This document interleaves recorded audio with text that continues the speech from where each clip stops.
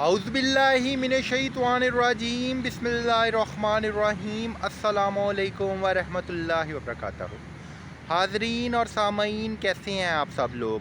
मेरा नाम आतिफ़ सलीम भट्ट है और मेरा ताल्लुक़ फ़ैसलाबाद पंजाब पाकिस्तान से है। आप सब लोग मेरा यूट्यूब चैनल देख रहे हैं। आप सबसे इल्तमास है कि आप सबको अगर मेरी वीडियोस पसंद आ रही हैं तो बराए मेहरबानी बेल आइकन पर प्रेस करें ताकि आपको मेरी आने वाली नई ज़्यादा से ज़्यादा वीडियोस जो हैं वो मौसूल हो सके। इसके अलावा लाइक और कमेंट बॉक्स में अपने ख़यालात का ज़रूर इज़हार कीजिएगा। आप सबकी दुआएं मेरी ज़िंदगी का बहुत अहम हिस्सा हैं। अपनी नेक दुआओं में मुझे भी याद रखिएगा। ये जनाब, आज के प्रोग्राम की तरफ चलते हैं। आज मुझे आप सबसे जिस बारे में बात करनी है वो ये है कि जब हम एग्जीक्यूशन ऑफ डिग्री यानी जो कि डिसीजन हमारे हक़ में आया हुआ है अदालत का, उसका इजरा कराते हैं तो उसमें जो रिलीफ है, जो नए ऑर्डिनेंस पास हुए हैं, जो नए लॉ पास हुए हैं, जो नई honourable high court, honourable supreme court of Pakistan की जजमेंट्स पास हुई हैं, अमेंडमेंट हुई हैं, उसके मुताबिक हम तमाम चीज़ों का रिलीफ ले सकते हैं। वो चीज़ें कौन कौन सी हैं ये मैं यहाँ पे आप सबके साथ शेयर करना बहुत ज़्यादा ज़रूरी समझता हूँ। सबसे पहले, जैसा कि मैंने आपको कुछ अर्सा पहले बताया था कि हमारे यहाँ फ़ाइल को पढ़ने का ना रुझान नहीं है, जज साहिबान फ़ाइल को रीड नहीं करते, ठीक है। हालांकि उसके अंदर ना बड़ा तफसीली जो है वो प्रेयर की शेप है। इसे लॉ की टर्मिनोलॉजी में प्रेयर कहते हैं। जो चीज़ मांगी जाती है वो बयान की जाती है कि जनाब मुझे ये चीज़ चाहिए। अब मैं आपको वाज़िया तौर पे बताता हूँ कि वो क्या चीज़ें हैं। यानी एक जजमेंट डेटर है वाई और जो डिग्री होल्डर है वो है एक्स। एक्स का वाई की वजह से जितना भी नुकसान हुआ है वो नुकसान जो है वो पूरा करना है। नुकसान से मुराद वो मालियत पूरी करनी है और वो कोर्ट ने हर सूरत में लेके देनी है, ठीक है जी। मालियत किस चीज़ की है? मिसाल देता हूँ कि उसकी एक प्रॉपर्टी है, उसकी प्रॉपर्टी में वो लोग दाखिल होते रहे हैं, उसमें तोड़ फोड़ करते रहे हैं। एक मर्तबा नहीं की, उन लोगों ने बहुत मर्तबा की है, मुतअद्दिद मर्तबा की है, दीवारें गिराई हैं।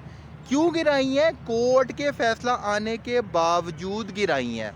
तो उसका जो मालियाती नुकसान हुआ है, अब उसका किस किस चीज़ का मालियाती नुकसान हुआ है? उसका ईंटों का हुआ है, उसका सीमेंट का हुआ है, लेबर की कॉस्ट उसने पे की है, उसके अलावा सरिया की कॉस्ट उसने पे की है, कंस्ट्रक्शन की कॉस्ट उसने पे की है। इसके अलावा एक दफ़ा नहीं पे की, उसने 4 टाइम्स पे ऑफ की हुई है, यानी 4 दफ़ा उसने अदायगी की है। तो वो नुकसान उसका जनाब पूरा करना है, क्योंकि उन लोगों ने अदालत के हुक्म की तौहीन की है। या तो उनके पास कोई असल चीज़ थी तो वो लेके आते, कोर्ट में दिखाते। वो तो गैर कानूनी तौर पर ही घुसी जा रहे हैं, ना सिर्फ घुस रहे हैं, तोड़ फोड़ कर रहे हैं, कब्ज़ा कंट्रोल की कोशिश कर रहे हैं, कंस्ट्रक्शन में इंटरफेरेंस कर रहे हैं, ऑब्स्ट्रक्शन क्रिएट कर रहे हैं। ये तमाम चीज़ें वो लोग कर रहे हैं। तो उनकी प्रॉपर्टी सेल करके भी पूरी की जा सकती है। अगर जैसा कि आपको पता है कि वो एक नौसरबाज ग्रुप है, वो तो पहले ही जाली रजिस्ट्रीज बना रहा है, जिसके सारे सबूत जो हैं वो चैप्टर वाइज आपको प्रोवाइड किए जा चुके हैं। लास्ट टाइम जब मैं आया था तो आपको प्रोवाइड किए थे और तफसीलात जो हैं वो सारी उसके ऊपर लिखी हुई हैं। 18 पेजेस पर वो मुश्तमिल है, ठीक है जी।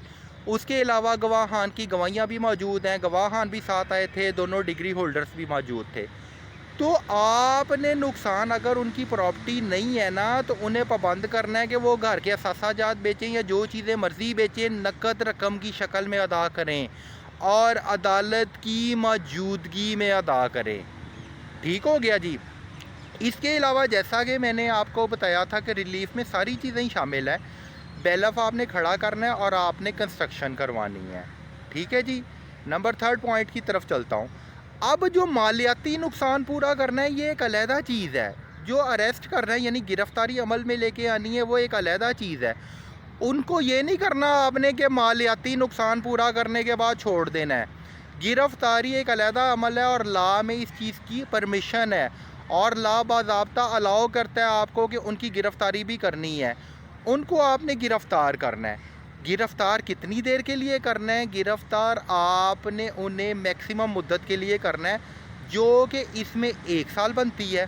चूँकि इसमें उस बंदे ने लिखा हुआ है कि all provision laid down in law, یعنی لا کی جو تمام پروویژنز ہیں وہ اپلیکیبل ہو رہی ہیں، تو 1 سال کے لیے آپ نے اس کے مطابق گرفتار کرنا ہے۔ دوسرا، چونکہ وہ لوگ عدالت میں حاضر نہیں ہوئے، اس کی ایک علیحدہ ایف آئی آر کٹنی ہے، اس کی سزا بھی 1 سال ہے۔ 2 چیزیں ہو گئی۔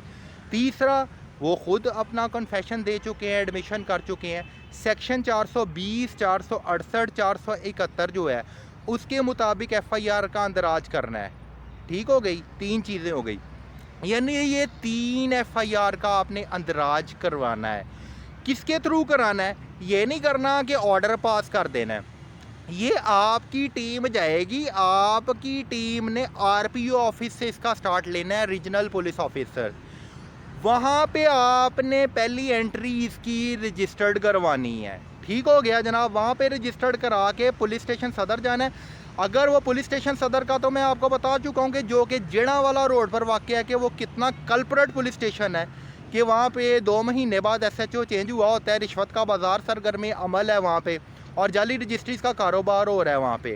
ٹھیک ہو گیا جناب، اگر وہ نہیں کرتے تو آر پی او کو آپ نے کہنا جی آپ کسی پولیس اسٹیشن کو نامزد کرو، ہم وہاں پہ جاتے ہیں اور وہاں پہ اس کی انٹری کرواتے ہیں۔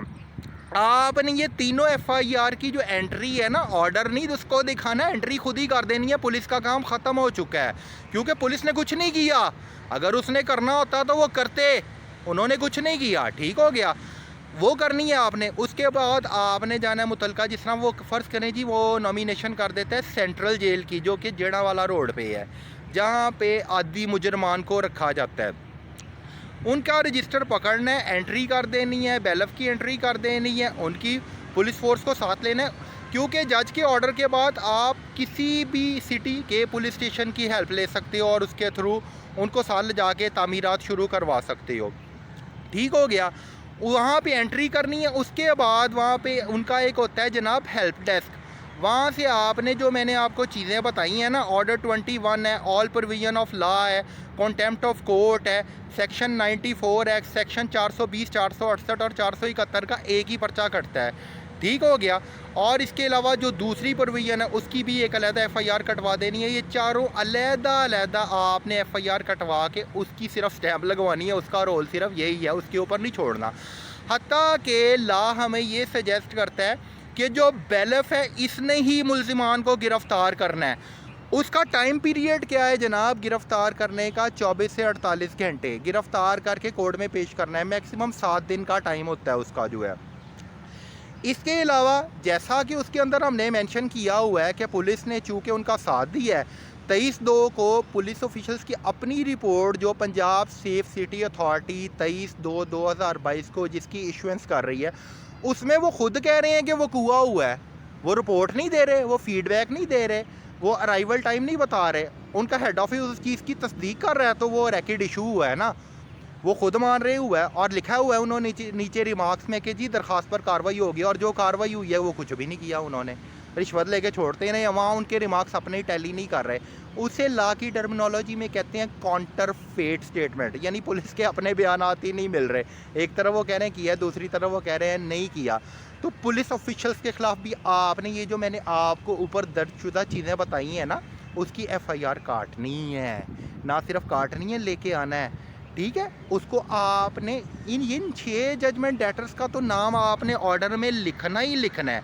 آپ نے میرے ساتھ فضول بحث نہیں کرنی، فضول آرگومنٹ نہیں کرنا۔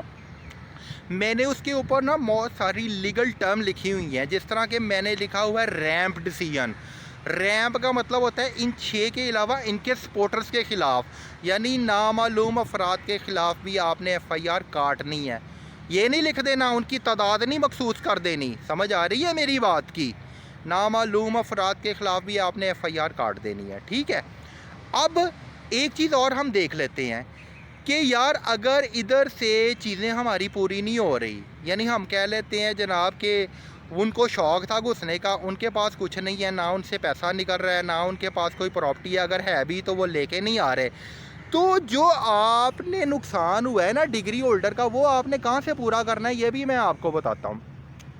ظاہری بات ہے کہ پولیس نے ان کے سپورٹر کا رول پلے کیا ہے نا، پولیس نے ان کے فیسیلیٹیٹر کا رول پلے کیا ہے۔ تو جیسے جیسے ان کی میں نے پراپرٹی کے ڈاکومنٹس فل کرنے ہیں یا پرفارما فل کر کے جمع کرانا ہے نا، جس پہ جج کی اسٹیمپ لگوانی ہے اسٹیپ بائی اسٹیپ اس کے آرڈر کے بعد جو ہے، تو اس میں پولیس والوں کی پراپرٹی آپ نے اٹیچ کرنی ہے یا نیٹ کیش ان سے لینا ہے، جتنوں کے میں نے نام دوں گا، 1 سے لینا ہے، 10 سے لینا ہے، جن لوگوں نے نہیں کاٹی، چاہے وہ جس ڈیزگنیشن پہ مرضی رہے ہوئے ہیں، یہاں پہ ہیں یا جس سٹی میں بھی جاب کر رہے ہیں، یا کچھ ریٹائرڈ ہو گئے ہیں، اس کی ریزن بھی میں آپ کے ساتھ شیئر کرتا ہوں۔